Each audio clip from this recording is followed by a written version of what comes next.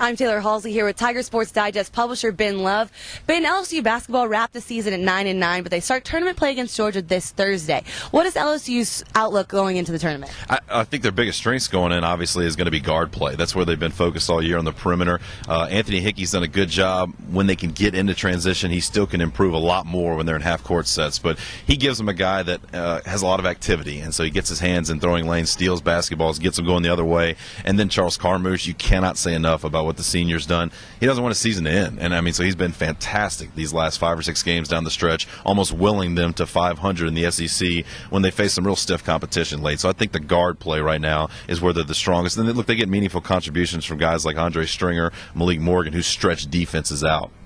And Ben, can you talk about those biggest weaknesses that the Tigers may be facing going into the tournament? It's a glaring one right now, Taylor, and it's post defense. I mean, they have been awful these last 3 or 4 games, just objectively bad, trying to stop bigger, beefier players. And they faced some of those front lines lately. Ole Miss brought out kind of the worst in them because guys like Murphy Holloway, who I fully expect to be first-team All-SEC, Reginald Buckner, they had their way inside with Johnny O'Brien, Andrew Del Piero.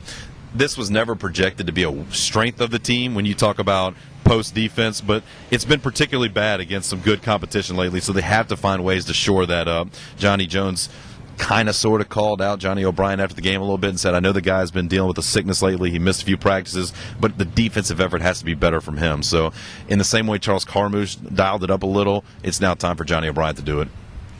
Ben, what is your postseason outlook, and what do you see the Tigers accomplishing in this tournament? I'll tell you what, they have to win Thursday, in my opinion, to get to the NIT. Nothing short of winning the SEC tournament gets them into the big dance, but if they win Thursday against Georgia, I think they solidify a berth in the NIT. If they don't, they make it awfully hard on themselves because then they've lost the last 2 games of their season going in. They're not trending the right way, and there's too much other competition.